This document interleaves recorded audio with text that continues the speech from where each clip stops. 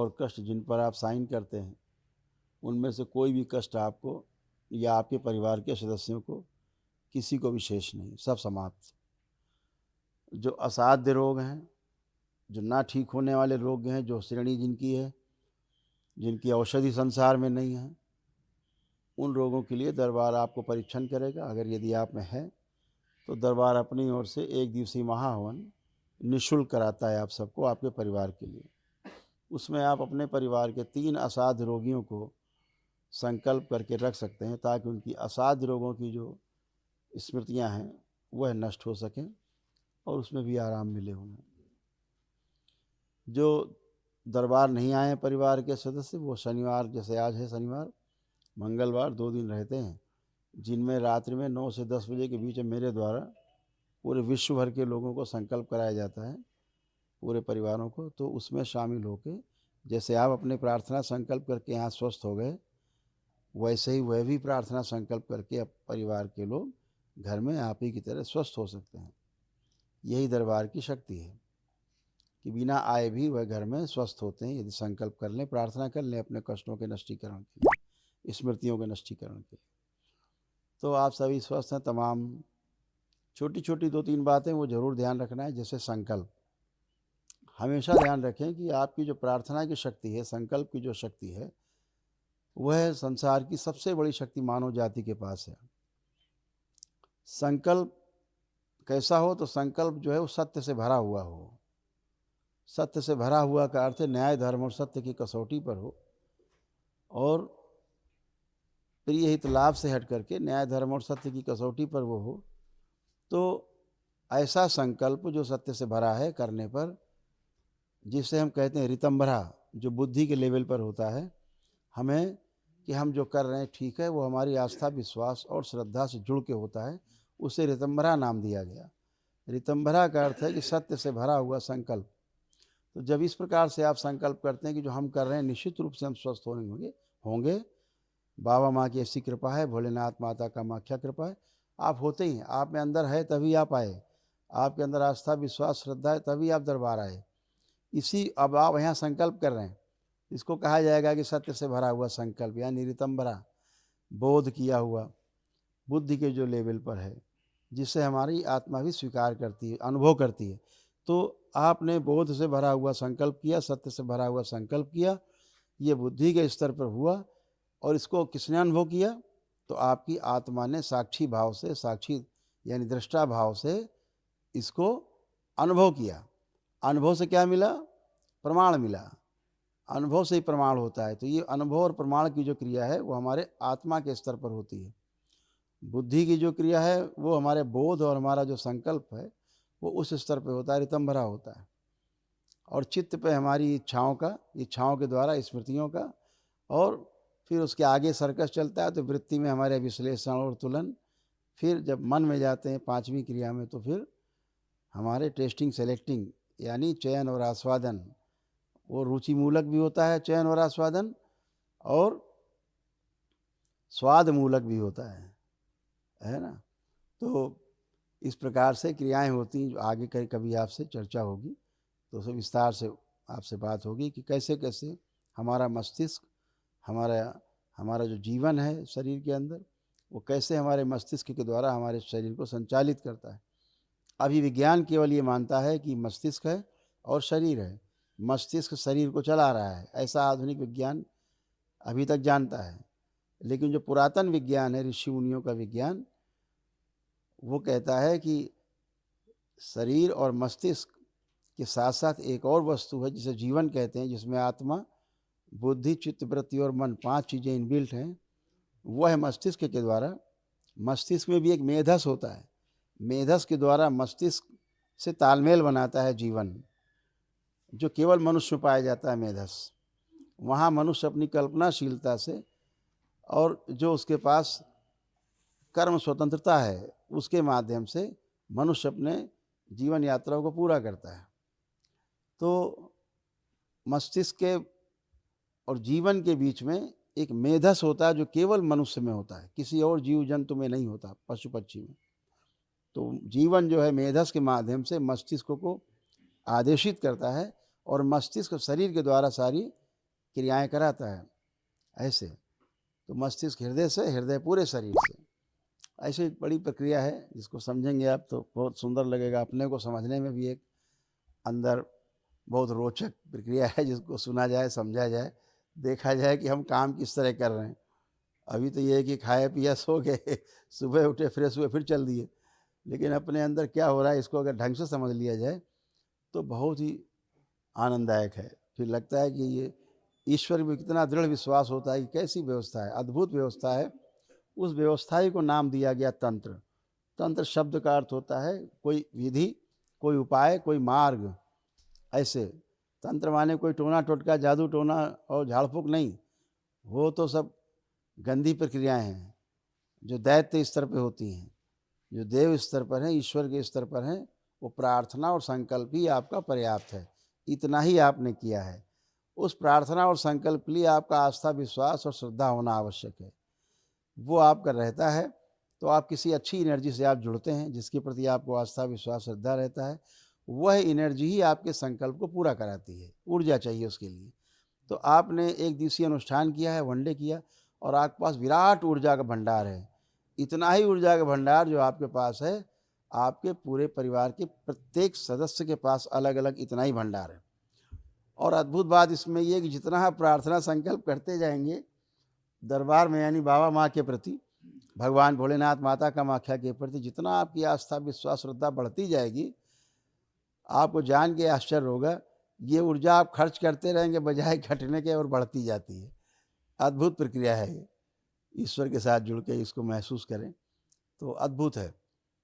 तो आप सभी लोग जुड़े, इसके छोटा सा विज्ञान है ये, लेकिन बहुत ही अद्भुत है। कहते हैं ना, जहाँ तलवार काम नहीं करती वहाँ सुई काम करती है कभी कभी।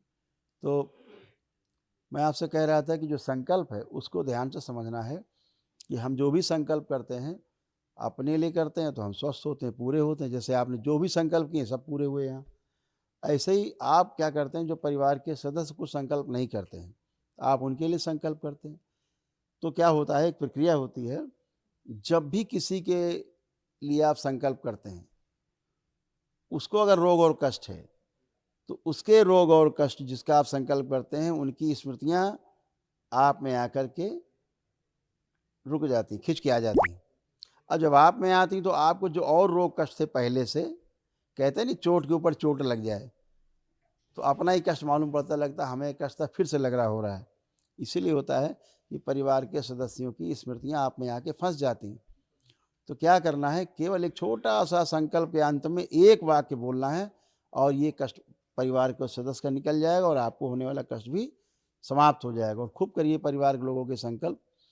तो एक वाक्य बोलना है कि बाबा हमने जो भी संकल्प किया उसमें हमने परिवार के फलां फलां सदस्य का भी संकल्प कर लिया है, उसके जो रोग कष्ट मुझ में खिंच के आ गए हैं, कृपा करके उनकी स्मृतियां भी नष्ट कर दी जाएं। इतना ही बोलना है। जहाँ इतना बोला आपने, 3 बार ओम नमः शिवाय बोल के आँख खोली, कष्ट गायब, खत्म। उसके भी गए, आपके भी गए। इतना ही करना है।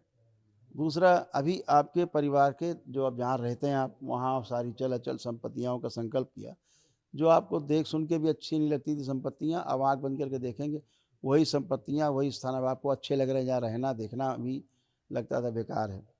तो अभी सब शुद्धि हुई है, लेकिन इसको स्थायी रूप से इसका निराकरण करने के लिए आपको आवश्यक है कि दरबार से एक सिद्ध हवन जरूर ले जाएं, और अपनी जितनी भी संपत्तियां हों, चाहे स्वयं की खरीदी हों, चाहे पुश्तैनी मिली हों, या किराए पर ले रखी हों, क्योंकि हमारा भाव जुड़ा रहता है संपत्तियों से। तो एक कागज़ में लिख लीजिए कहाँ कहाँ आपकी संपत्ति, गांव में चाहे शहर में, सब, कि बाबा हमारी ये संपत्तियां हैं, हमारी ये वाहन हैं, इनमें जो भी दोष हैं कृपा करके गंदगी इसी हवन में नष्ट करने कृपा करें, और इसके पश्चात हवन में अग्नि दे दें। इतना ही काम करना है, सब नष्ट हो जाए, गंदगी बचती नहीं है, एक भी नहीं बचती, इतनी नहीं बचती, ये बात। दूसरा, ये भी ध्यान रखें कि भविष्य में कभी भी कोई नया मकान खरीदें, बनाएं या किराए पे लें, कोई वाहन लें, तो इतना ध्यान रखें कि सब वस्तुओं में, अगर एक छोटा सा ये पेन भी है, ये पेन भी है, तो इसका भी अपना एक औरा है, और इस पेन की भी अपनी, इसमें भी गुण दोष हैं। तो आपको करना ये कि कोई भी संपत्ति खरीदें, कोई भी वाहन खरीदें, एक काम जरूर करें कि दरबार से प्रार्थना करके एक सिद्ध हवन ले करके और प्रार्थना करें कि बाबा ये जो हमने लिया है या किराए पे लिया है या खरीदा है, यहाँ जो भी दोष हैं इसी हवन में नष्ट कर दिए जाएँ। तो वो आपसे वहाँ के दोष ज़मीन के जुड़ नहीं पाते। ज़मीन के दोष बहुत भारी होते हैं। आपने अक्सर सुना होगा लोगों से कहते कि जब से ये ज़मीन जायदाद ली तब से हम बर्बाद हो गए। ये भी सुना होगा कि कोई खरीदता है इस ज़मीन को बर्बाद हो जाता है। और ऐसा भी सुना होगा आपने कि ये जब से जगह ली या जब से ये वाला वाहन लिया तब से हमारी बहुत प्रगति हुई, हमारी बहुत तरक्की हुई, ये भी सुनते हैं। तो ज़मीन के अपने गुण और दोष होते हैं, जैसे मनुष्य के हैं, हर वस्तु के हैं, तो ज़मीन के भी गुण दोष हैं। तो ऐसा कर लेने से उसके गुण दोष समाप्त हो जाते हैं और हमेशा आपके काम में कोई अड़ंगा नहीं रहता और आप जैसे अभी आप हल्के-फुल्के आनंद में बैठे हैं, आत्मविश्वास से भरे हुए, ऐसे ही आप हमेशा बने रह सकते हैं। और दूसरा लेपन की बात हम आपसे करते हैं कि ज़रूर करें दरबार से लेकर के। लेपन करना अति अनिवार्य है। जिनको भी कष्ट हैं, रहे हैं, आपने वहाँ संकल्प करके शामिल किया है डीएनए ऊर्जा पथ में। क्योंकि मस्तिष्क की जो सूजन होती है और नाभि की जो सूजन है, नाभि से 72,000 नाड़ियाँ पूरे शरीर में फैली हुई हैं। ऐसे ही मस्तिष्क से हमारा तंत्रिका तंत्र पूरे शरीर में फैला हुआ है। इन नस नाड़ियों में जब कोई व्यतिक्रम उत्पन्न होता है, कोई इनमें सूजन या अनावश्यक गतिरोध पैदा होता है, तो शरीर में नाना प्रकार के शारीरिक, मानसिक और आध्यात्मिक रोग बनना शुरू होते हैं। तो मस्तिष्क की सूजन को हटाने के लिए तो अभी आज तक कोई औषधि नहीं बनी। ये जान के आपको आश्चर्य होगा। आज तक एक औषधि नहीं बनी जो मस्तिष्क की सूजन को आपको समाप्त कर सके। लेकिन बाबा माँ से जो सिद्ध हवन ये जैसे हवन सिद्ध हैं तत्क्षण लाभ देते हैं, ऐसे ही लेप भी सिद्ध है बाबा माँ से, सिद्ध लेप है। उसको नाभि पर और सिर पर लगाने से ये नस नाड़ियों की जो सूजन है समाप्त होती है। क्योंकि नस नाड़ियों की सूजन को हटाने का उपाय अभी पृथ्वी पर है नहीं। ऐसी कोई औषधि भी नहीं आज तक बनी संसार में जो आपके मस्तिष्क में सीधी चली जाए। इसलिए इस लेपन को करना आवश्यक है। यह सूजन मस्तिष्क की जाना आवश्यक है, क्योंकि मस्तिष्क की सूजन से ही बुखार से लेकर के कैंसर, एड्स तक के रोग बनते हैं। संसार का कोई भी रोग है वो मस्तिष्क की सूजन से ही उत्पन्न होता है। इस बात को गांठ बांध के रखिएगा। अभी आधुनिक विज्ञान इस बात को अभी समझ नहीं पाया है, समझेगा, समय लगेगा। हो सकता है 100-150 साल लग जाएं आधुनिक चिकित्सा विज्ञान को समझने में कि मस्तिष्क की सूजन से ही सारे रोग उत्पन्न होते हैं। मस्तिष्क की हमारी सूजन बनती कैसे है?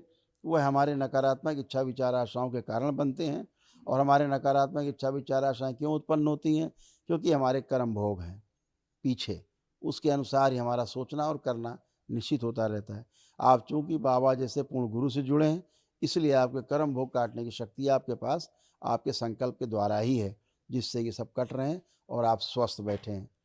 तो इस सूजन को समाप्त करने के लिए सिर पर और नाभि पे लेपन आवश्यक है। वो आप पता करेंगे, बताएंगे आपको लोग। यहाँ जो डॉक्टर्स हैं वो आप संपर्क में बता सकते हैं आपको, और दरबार में जो अन्य सेवक हैं आपसे पूछ लेंगे, उनसे तो बताएंगे। तो ये आपको करना है। जो आपके रोग कष्ट उत्पन्न होते हैं उसके 3 सबसे प्रमुख कारण हैं। पहला, पितृ। आपके पितृ रहेंगे तो उनकी मृत्यु के समय की सबसे गहरी स्मृतियाँ होती हैं वो रहेंगी। वो स्मृतियाँ रहेंगी आपके मस्तिष्क के साथ, आपके मेधस के साथ एकाकार करके चित्त में, और आपके पूरे शरीर में फैल करके शरीर आपका स्वीकार कर लेता है मस्तिष्क के द्वारा। वही रोग और कष्ट बढ़ने लगते हैं जो आपके पितरों को थे। यह भी होता है कि आप पिछले जन्मों तमाम यात्राएं करके आए, हर बार मृत्यु हुई है जन्म के बाद। मृत्यु के समय के रोग और कष्टों की स्मृतियाँ बनी रहती हैं स्वयं में। तो यह सब स्मृतियाँ रहती हैं तो रोग उत्पन्न होते हैं, कर्म भोग कहा जाता है। स्मृति कर्म की बनी हुई है, जो हमने कर्म किए पिछले जन्मों में वह स्मृति बनी हुई है, उसका भोग तय होता है। तो ये जो हमारी स्मृति है नकारात्मक इच्छा विचार आशाएं पैदा करती है, उसके द्वारा सूजन बनती है, सूजन से भ्रम, भ्रम से रोग, रोग से कष्ट, कष्टों से मृत्यु। ये इसका सीक्वेंस है। रोग बनता ही भ्रम से है। भ्रम किसके बीच में है? भ्रम हमारे मस्तिष्क और हमारे शरीर के बीच में जो तालमेल है, वो जो एक सिनर्जी है वो टूट जाती है। वो नहीं है तो रोग बनना शुरू होते हैं। तो इसलिए लेपन अति आवश्यक है, अति अनिवार्य। इसका हमेशा ध्यान रखें, जरूर करेंगे। दूसरा, एक सबसे बड़ा आपकी प्रगति में बाधक है जो आध्यात्मिक उन्नति में, उसे काल सर्प दोष कहते हैं। वह भी आप सबका नष्ट हो गया। पहले पितृ दोष नष्ट हुआ, पितृ आपके मुक्ति पाए आज, उसका क्या प्रमाण है मुक्ति का? आप कहीं जाएंगे पूरी दुनिया में, धरती में, पितृ मुक्ति के लिए भारत में, तो आपको कोई प्रमाण नहीं देगा, केवल पूजा करा देगा, हो गया, आप कहीं जाओ, लेकिन प्रमाण नहीं देगा। प्रमाण आपका धरती पर केवल एक दरबार देता है, उसका नाम है आपका दरबार करौली शंकर महादेव पूर्वज मुक्ति धाम, बाकी कोई आपको प्रमाण नहीं देता। तो पितृ मुक्ति का प्रमाण क्या है? उसका प्रमाण है कि आपके चाहे पितृ की कल ही क्यों नहीं मृत्यु हुई हो, आप आंख बंद करके देखेंगे, आपको उसका चेहरा ही नहीं दिखाई देगा, चाहे पूरी दम लगा दीजिए, पूरी ताकत लगा दीजिए, आपको चेहरा नहीं दिखाई दे, तो समझ लो आपके पितरों की मुक्ति हो गई है। आप सब करके देख सकते हो। दूसरा, आप सबका काल सर्प दोष कट गया, इसका क्या प्रमाण है? इसकी भी आपको पूजा पाठ करवाते हो। प्रमाण क्या है? ये दरबार आपको उसका ही प्रमाण देता है। उसका प्रमाण है कि आप आंख बंद करके पूरी ताकत लगाएं देखने की, एक जिंदा सर्प आप चलता हुआ कल्पना नहीं कर सकते, देख नहीं सकते, सब करके देख सकते हो, सारे कर सकते हो। किसी को लग रहा दिख रहा है तो हाथ उठा सकते हो। ये सारा नष्टीकरण हुआ। तीसरा, तमाम पितृ गए, उनकी तमाम रोगी नकारात्मक स्मृतियां, आपकी तमाम रोगी नकारात्मक स्मृतियां, नेगेटिविटी सारी समाप्त हुई है। उसका क्या प्रमाण है? कि एक भी आपके अंदर नेगेटिव थॉट्स नहीं हैं। अपने परिवार के लिए चिड़, नफरत, घृणा, दूर रहना, अलग रहना, ये वो भाव आने, तलाक वलाक के भाव आने, वो तो सब नष्ट हो गए। कोई अब तलाक पलाक नहीं बचा, हैसियत नहीं कोई तलाक पलाक करा दे, वो तो सब खत्म हो गए। हम बात कर रहे हैं जो आपका दुश्मन नंबर 1 हो धरती पे, जिसके लिए सवेरे शाम आप भगवान से कहते हैं ना, भगवान इसको ज़रा ठीक कर दो, इसको उठा लो, उसके लिए भी आप सोचो, एक भी गंदा विचार आपके अंदर नहीं आ रहा है, एक भी निगेटिव थॉट्स आपके अंदर आपके दुश्मन नंबर 1 के लिए नहीं आ रहे हैं। चाहे वो कल आपको कष्ट देता रहा हो, आज भी दे रहा हो, और आपको पता है वो कल भी कष्ट देगा, लेकिन आपके अंदर उसके लिए भी कोई गंदा विचार, एक निगेटिव थॉट्स नहीं आ रहे हैं। इतना ही नहीं, आप ला भी नहीं सकते, सोच भी नहीं सकते गंदा। कोई ऐसा कर पा रहा है तो हाथ उठा सकता है, कोई भी। किसी को गंदे विचार आ रहे हो, या अभी भी लग रहा है कि मैं दुश्मन के लिए गंदा गंदा उसको करना है, उसको मारना है, उसको ये हो जाए, भगवान गलत हो जाए, मर जाए, कुछ भी आ रहा हो, तो हाथ उठा सकते हैं।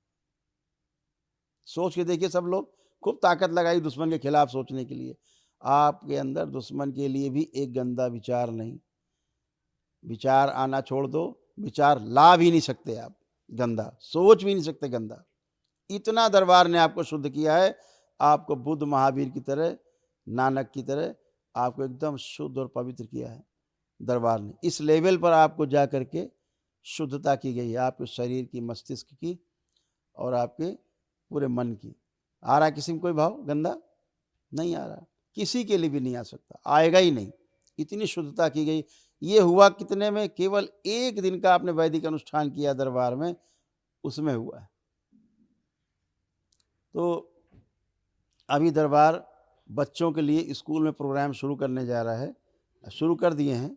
अभी बेंगलोर, अभी वहाँ पे कर्नाटक, तमिलनाडु सब दरबार ने किए हैं कार्यक्रम कि पूरे पूरे स्कूल्स के बच्चे, उनको कैसे ट्यून किया जाए कि उनकी गंदगी, विकार सब नष्ट हों, एक विकार ना बचे उनमें कहीं से, और कोई भी नेगेटिव थॉट्स ना हो, सब गंदगी जाए, कुशाग्र बुद्धि हो। जो मोबाइल लैपटॉप गंदगी देता है, मोबाइल लैपटॉप छूट जाए उनका, छू भी ना सके मोबाइल लैपटॉप को किसी प्रकार से, कोई गंदगी ना आए बच्चे में, पढ़ाई लिखाई में अव्वल हो, और उनकी स्मरण शक्ति बिल्कुल हाई लेवल पे हो, और रुचि उनकी पढ़ाई में बहुत गहरी, इतनी गहरी हो कि पढ़ाई लिखाई की छोड़ करके कोई बात सोचे ही नहीं। ये सब दरबार ने प्रक्रिया की। अभी आपके बच्चों के साथ भी हुआ है, जो आप बैठे हैं, जो अभी देखेंगे आप, यही पूरे पूरे स्कूल के बच्चों के साथ एक एक अभी दरबार ने 10-10 हज़ार बच्चों के कैंप किए हैं जा करके तमिलनाडु में और कर्नाटक में। तो सब पूरे पूरे कॉलेजेस के वहाँ की रिपोर्ट्स आ रही हैं कि बच्चों में एक अभूतपूर्व परिवर्तन सब बच्चों में हुआ है, जो अपने आप को स्वयं को नियंत्रित करते हैं बच्चे, अब कहना नहीं पड़ता है। तो इसी तरह से आपके तमाम गंदगी गई, तमाम रोग कष्ट गए। जो आपको ऐसे रोग कष्ट थे जो जीवन में जा नहीं सकते, ज़िंदगी भर आदमी दवा चबाता रहता है, मृत्यु तक नहीं जाते, जैसे आप डिप्रेशन, एंजाइटी डिसऑर्डर है, बाइपोलर डिसऑर्डर है, split personality, dual personality, borderline personality disorders हैं, आपका सिजोफ्रेनिया है, नकली भूत प्रेत की बीमारी, जो हा हा हू करके लोग चिल्लाते रहते हैं, नकली भूत प्रेत की बीमारी समाप्त हो गई। 10, 20, 25 साल, 40 साल से चिल्ला रहे हैं, हिल रहे हैं, ढुल रहे हैं, कहाँ जा रहे हैं, हाजिरी लगाने जा रहे हैं, कहाँ जा रहे हैं, वहाँ प्रेतराज सरकार भागे जा रहे हैं, इधर उधर भाग रहे हैं, मज़ार जा रहे हैं, दरगाह जा रहे हैं, सब कुछ एक दिन में समाप्त। कोई किसी का पेशी पेशा, कोई हाजिरी, कोई भूत प्रेत और कोई नौटंकी नहीं, कोई पिशाच, कोई राक्षस नहीं, सब कुछ समाप्त। किसी में भी कोई पेशी पेशा नहीं बचा, आजीवन के लिए पेशी भी नहीं बचा। जो जिंदगी भर नहीं जाती, हमेशा भागे जा रहे हैं, हर महीने 15 दिन में कहाँ जा रहे हैं, पेशी है। तो ये पेशी, आओ पेशी ले आके सब लोग चले आओ, पेशी लेते रहो। नौटंकी चल रही पूरे देश में, गली गली दुकानें मज़ारें खुली हैं और गली गली लोग आए जाओ चले आओ लगाए लो हाजिरी। अब हाजिरी लगा रहा बेचारा आदमी, पता नहीं बेचारे को, न हाजिरी लगाने वाले को पता क्यों लगा रहे हैं, जो हाजिरी लगवा रहा है उसे भी नहीं पता वो क्यों लगवा रहा है। पीटे जा रहे हैं ढोल, लोग नाचे जा रहे हैं, वो पीटे जा रहे हैं, वो नाचे जा रहे हैं, कहीं से भी गिरे पड़ रहे हैं नाली में, फिर भी नाच रहे हैं। ये क्रम सब समाप्त हुआ आज से, किसी में शेष नहीं। इसी प्रकार से एक ओसीडी रोग होता है जो आप लोगों में, परिवार के सदस्यों में, सभी में रहता है, किसी में कम किसी में ज़्यादा, वह भी समाप्त हो गया। ये क्या करता है ओसीडी? ये ऑब्सेसिव कंपल्सिव डिसऑर्डर है। इसका काम है, पहला, पति पत्नी के बीच में तलाक की पहली सीढ़ी है ओसीडी। ये सब आप में समाप्त हुआ। ओसीडी क्या करता है? सबसे पहले चिढ़ पैदा करता है, शक, पहले शक, कुछ गड़बड़ है, शक के बाद फिर चिढ़, नफरत, घृणा, फिर दूर रहना, अकेले रहना, अलग रहना, फिर तलाक, यहाँ पहुँच जाती। ओसीडी तलाक की पहली सीढ़ी पति पत्नी के बीच में, एक दूसरे को देख के चिढ़ होना, नफरत होना, देखने का मन न करना, सामने पड़ते ही बाहर से आ रहे हैं हंसते हुए, मुस्कुराते हुए, सबसे बात करते, हाथ मिलाते, गले मिलते, घर के अंदर कदम रखा और जहाँ आँख से आँख मिली एकदम त्योरी ऊपर, पूछ लिया खाने को तो बस बस्ता हस्ता फेंक दिया। कुछ भी कर सकता है आदमी घर घुस के, आँख से आँख मिलते बस समझो चालू ओसीडी। तो ओसीडी भी समाप्त हो गई। ये ओसीडी जब बढ़ती है तो लोग क्या करते हैं, 4-4, 6-6 घंटे बाथरूम में रहते हैं, बाहर ही नहीं निकलते, नहाते ही रहते हैं। कुछ लोग दिन भर हाथ हाथ धोया करते हैं बेचारे, हमने ऐसे तो केस देखे हैं यहाँ पे, जिनके हाथों से खून बहता है, इतना धोते रहते दिन भर, हाथ रगड़ रगड़ के खून बहता रहता है। यह जो ऑब्सेसिव कंपल्सिव डिसऑर्डर है, ये संसार की बहुत बुरी बीमारी है। हर वस्तु गलत दिखाई देती है, हर चीज़ गंदी दिखाई देती है, कुछ भी छुआ मतलब वो गंदा है, कुछ भी छू लिया, खाना भी सामने आ रहा है तो गंदा है, वस्तु आ गई गंदा है, कपड़े में बैठे हैं वो भी गंदा है। तो हमने ऐसे ऐसे केस देखे कि बेचारे, जैसे हम बनियान पहन के रहते हैं हमेशा, ऐसे हमने देखा हाफ शर्ट पहने लोग भयंकर सर्दी में, तो हमने भैया कुछ लोई वोई, बोले कुछ नहीं गुरुदेव, हम कुछ भी ओढ़ लेंगे, घर जाते ही धुल जाएगा, इसलिए न रजाई भी नहीं निकालते, हम लोग चादर ओढ़ के सोते हैं सर्दी में। क्योंकि मैडम क्या करेंगी, सवेरे रजाई उठाएंगी बाथरूम के अंदर, क्योंकि उनको लगता है छू लिया रजाई गंदी हो गई। अब बताइए रजाई गद्दा अगर धुलेगा, बोले चादर नीचे बिछा के सोते हैं, गद्दा भी नहीं बिछाते, क्योंकि सवेरे गद्दा ही धुल जाएगा, अब वो सूखेगा 4 महीने में गद्दा। तो हम गुरुदेव ऐसे ही रहते हैं पूरा परिवार, और घर में बड़ा समझ बूझ के जाते हैं। घर घुसते ही पहला काम होता है कि नहाओ, तो हम कहते भैया अभी तो सवेरे नहा के गए, अभी तो स्कूल से लौटे, नहीं अब तुरंत नहाओ। तो अब नहाने जाओ, नहीं नहाने जाओ तो छुरा हाथ में, नहाओ नहीं मार देंगे। अगर जबरे पड़ जाओ तो कहे कि फिर अपने रख लिया छुरा, अब अपने मार लेंगे, नहीं नहाओ। तो मजबूरी में दोनों स्थिति में नहाना पड़ता है गुरुदेव। तो इसलिए हम लोग कपड़े नहीं यूज करते, कपड़े धुले रखे हैं, प्रेस किए रखे हैं, फिर से धुल जाएंगे, धुले कपड़े, बर्तन धो के रखे फिर से धो रहे हैं उसको, मोबाइल लैपटॉप तक धो डाल रहे हैं, घर का एसी, फ्रिज, अलमारी, सोफा सेट, दीवारें तक धो डालते हैं, घर के अंदर की टीवी भी, सब कुछ भी कर सकते हैं ओसीडी में। और इतना खतरनाक, रुपया धो के बाद प्रेस करते, उसको ही प्रेस करते। तो वे ऐसे से ओसीडी के चरम उस लेवल के केस आते हैं। तो अब ये भी रोग है, मानसिक रोग है, लेकिन दरबार में बाबा कृपा से एक दिन में ही ये समाप्त हो जाता है। जो जिंदगी में नहीं जाता वो एक दिन में दरबार में आप सभी का समाप्त हो चुका, जिनको भी था, किसी में कुछ बाकी नहीं। इसकी अलग अलग इसकी स्टेज है इस रोग की। तो सभी कुछ गंदगी गई, कुछ भी शेष नहीं। गंदा गंदा दिखना महिलाओं बच्चियों के साथ, गंदा गंदा होना, ये सब नष्ट हुआ। कुछ भी नहीं। शरीर के जो तमाम रोग थे, जैसे रोमेटिक आर्थराइटिस, जोड़ में दर्द, सबके समाप्त, किसी में नहीं है। कमर अमर एकदम नई, कूल्हे उल्हे सड़गल रहे थे एकदम नए, सर्वाइकल स्पॉन्डिलाइटिस से लेके लंबर स्पॉन्डिलाइटिस तक, आपके सारे डोर्सल के कष्ट, स्पाइन के, आपके डीजनरेटिव चेंजेस के सारे कष्ट, कॉक्सिक्स के, टेलबोन के सारे कष्ट, आपके सारे हिप जॉइंट, हिप बॉल, जितने भी आप कष्ट के, आपके घुटने, चलना फिरना मुश्किल था, उठना बैठना मुश्किल था, करवटें लेना मुश्किल था, अब आप बिल्कुल बच्चों की तरह बन गए हैं। आप जंप कर सकते हैं, उठे बैठे, बच्चों से तेज आप चल फिर सकते हैं, उठ बैठ सकते हैं। इतना अच्छा किया गया है, एकदम अच्छे, कहीं कोई भी कष्ट शेष नहीं। जो दमा की बीमारी थी सब खत्म, कुछ भी नहीं है। चलने में 10-20 कदम थक जाते थे, हार्ट के वाल्व वगैरह श्रिंक हो रहे थे या सूज रहे थे, वो सब अच्छे, कुछ भी कष्ट नहीं। आप 10 किलोमीटर आप चलिए, दौड़िए, एकदम अच्छे हैं। तमाम रोग और कष्ट, वो पागलपन जैसा गुस्सा, एकदम क्रोध, एकदम पैनिक अटैक होना, सब नष्ट हो गया, किसी में शेष नहीं, कोई गंदगी शेष नहीं, कोई माइग्रेन नहीं, किसी प्रकार के हाथ पैरों को कोई कष्ट नहीं, एकदम अच्छे, पूरे अच्छे होकर के, एकदम मन शांत होकर के बैठे हैं, कोई कष्ट नहीं। हत्या आत्महत्या के विचार आते तो वो भी नष्ट हो गए सारे। बहुत सारे कष्ट हम गिनाते जाएंगे, न्यूरो के तो सभी केस गए, बचे ही नहीं। तमाम क्रोध ऐसा कि प्रचंड लग जाए, मर जाए कि मार डालेंगे, घर गिरा देंगे क्रोध में, सब बुरा, घर के टीवी सब तोड़ डालेंगे, लेकिन वो सब नष्ट। जिनसे चिढ़ होती थी, आप देखो कितना अच्छा लग रहा है उनको सोच के, अपने ऊपर बेवकूफ़ी आ रही है, क्यों हम गुस्सा करते थे। ये सब गंदगी गई है, आपके सभी शरीर के रोग कष्ट गए हैं, और आप बिल्कुल अच्छे हैं, एकदम फर्स्ट क्लास, और ऐसे अच्छे बने रहेंगे। आप सभी का जो लो कॉन्फिडेंस था, सबका कॉन्फिडेंस एकदम हाई है। अब सभी को लग रहा है, चाहे नौकरी करते हैं चाहे व्यापार, कि खूब करना है जम के और सक्सेस होना है। ऐसे भाव विचार सबके हैं। बुद्धि बंधी रहती थी, काम नहीं करती थी, शरीर बंधा बंधा रहता था, अर्ध बेहोशी में रहते थे, कोई भी काम करके भूल गए। ऐसे तमाम सर्जरी होने जा रही थी आपके तमाम शरीरों की, अब आपको सर्जरी कराने की भी आवश्यकता महसूस नहीं हो रही किसी को भी। आप सब चेक कर सकते हैं।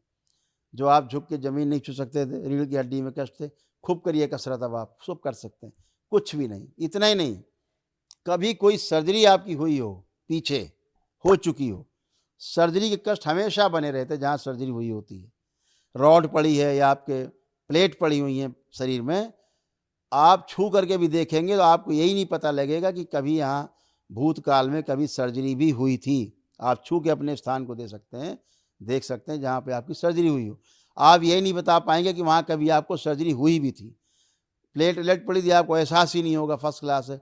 कोई प्लेट व्लेट दोबारा रॉड निकलवाने की आवश्यकता के लिए दोबारा सर्जरी की आवश्यकता नहीं है। ये सब बिल्कुल आप टनाटन होके बैठें, क्योंकि दरबार ने सूक्ष्म सर्जरी की है। हमेशा ध्यान रखो, लोग विज्ञान को नहीं समझते। जब भी कोई उंगली कटेगी, सर्जरी होगी, तो उसके साथ में क्या होगा, उसका सूक्ष्म भी कट जाता है। लेकिन स्थूल तो आपने जोड़ लिया, सूक्ष्म कौन जोड़ेगा। वो दरबार सूक्ष्म सर्जरी करता है, सुश्रुत करते हैं, तब वो जा करके जोड़ती हैं, तब आपके कष्ट जाते हैं। तो सर्जरी के भी सारे कष्ट चले गए जो होते थे आपको, किसी को भी शेष नहीं। तो सारे लोग कष्ट गए, सब गंदगी गई। आपके बच्चों को भी, जो पढ़ाई लिखाई मन नहीं लगता था, अब आपके बच्चे से आप किताब छीनेंगे और बच्चा आपसे किताब छीनेगा पढ़ने के लिए। अब उल्टा केस हो गया है। बच्चे पढ़ते लिखते समय में उनका दिमाग कहीं खुराफात, मोबाइल देखना, इधर उधर, ये दर्द होना, सिर, भय लगना, एंजाइटी होना, तमाम चीज़ होती बच्चों के साथ पढ़ाई लिखाई में, वो सब नष्ट हो चुकी। बच्चे खूब पढ़ेंगे ज़बरदस्त, और जो पढ़ेंगे अब बुढ़ापे तक याद रहेगा, भूलेंगे ही नहीं। और इतना ही नहीं, अपने बच्चों से आप पूछ सकते हैं जो बैठे हैं, दरबार ने ये किया कि पीछे का पढ़ा लिखा जो भूल गए हैं, अगर कक्षा 10 में हैं तो पीछे कक्षा 5 तक का उनको याद है। अब दरबार ने सब पीछे का याद करा दिया है। जो अल्जाइमर था, पीछे का भूल गए थे, सब कुछ याद है पढ़ा लिखा, कुछ नहीं भूले अब। और परीक्षा के समय पढ़ पाएंगे, लिख पाएंगे, देख पाएंगे अच्छे से, और उत्तर दे पाएंगे तत्काल। इतना अच्छा किया गया बच्चों को, एकाग्र शक्ति अच्छी की गई, स्मरण शक्ति अच्छी की गई। और जो एक काम उनके साथ किया गया कि मोबाइल और लैपटॉप देखने की जो उनकी अनावश्यक इच्छा है, उसको नष्ट कर दिया गया। अगर बच्चा मानसिक रूप से बीमार नहीं है तो आपके बच्चे मोबाइल और लैपटॉप को हाथ भी नहीं लगा सकते, छू भी नहीं सकते। जितने बच्चे यहाँ बैठे हैं, कोई नहीं छू सकता। ये सब किया गया है। मोबाइल आप देंगे, बच्चे आपके फेंक देंगे। जो बगैर मोबाइल के सोते नहीं थे, बिना मोबाइल काम नहीं करते थे आगे, अब उन्हें मोबाइल दे के देखेंगे तो मोबाइल आपको बच्चा फेंक देगा, छुएगा नहीं। आप देंगे, छुएगा नहीं। इतना किया गया। आप मोबाइल लैपटॉप तभी देख पाएंगे आपके बच्चे, ये 2 साल से 25-26 साल तक के बच्चों में किया गया है, ताकि पढ़ाई लिखाई की तरफ, अपने काम की तरफ बच्चे ध्यान दे सकें। इतना ही नहीं, मोबाइल और लैपटॉप से, टीवी से जो गंदगी इनके अंदर मन में घुसी थी, वो भी सब पूरी तरह से रिमूव कर दी गई है। उन्हें कुछ भी याद नहीं, गंदगी और सब विकार जो उनके अंदर है, कुछ भी शेष नहीं। ऐसे ही जो लोग मांस मदिरा खाते थे, इन्होंने जरा सा भी सोचा भी है कि कहा भी बाबा मेरा मांस मदिरा खाने का मन नहीं, अब ये नष्ट कर दी जाए स्मृति। हैसियत नहीं जो मांस मदिरा खाने का सोच भी लें। खाना तो बहुत बड़ी बात, जो लोग बैठे हैं मांस मदिरा खाते थे, हाथ उठा सकते हैं अगर अभी मन कर रहा हो खाने का। देखें आंख बंद करके, खा सकते हैं, कुछ मन कर रहा है चेक कर लें, कोई नहीं छू सकता। हैसियत नहीं है आप किसी की कि आप हाथ ही लगा लें। ये दरबार ने किया है, खूब चेक करिए। किसी को लग रहा है अभी भी मेरा मन कर रहा है दारू पीने का, तो हाथ उठा सकता है। मांस खाने का मन कर रहा है, अभी भी हाथ उठा सकता है। ये सब दरबार ने किया है। ऐसे गिनाते जाएंगे हम, 2-3 घंटे और बोल सकते हैं, लेकिन इतना ही कहना है, अब आप अच्छे हैं, जैसा आप चाहते थे उससे भी अच्छे हैं, शरीर से, मन से और आध्यात्मिक रूप से भी आप स्वस्थ हैं। बाबा और माँ की कृपा से, भगवान भोलेनाथ और माता कामाख्या की कृपा से, ईश्वर कृपा से, अपने सनातन धर्मी होने का एक सबसे बड़ा लाभ है कि हमें पहले से ही स्वीकार भाव है। हम लोग तो हिंदू हैं, या तो आप देखते हो ना, मुस्लिम भाई भी आते हैं, दूसरे धर्म के लोग आते हैं, क्रिश्चियंस भी आते हैं, सभी लोग, और स्वस्थ होके जाते टनाटन गुणगान करके दरबार का। पद यात्रा से ही स्वस्थ हो जाते हैं, कुछ नहीं करते तो पद यात्रा कर ली, उसी से स्वस्थ हो जाते हैं। तो ये सारी सब गंदगी सब रोक गए। आप सभी को भगवान भोलेनाथ, माता कामाख्या की ओर से, बाबा और माँ की ओर से बहुत बहुत प्रेम, बहुत आशीर्वाद, बहुत स्नेह। आप सभी का मंगल हो, आपके परिवार का, आपका सभी का मंगल हो, कल्याण हो, आप सभी स्वस्थ हों, सुखी हों और समृद्ध हों।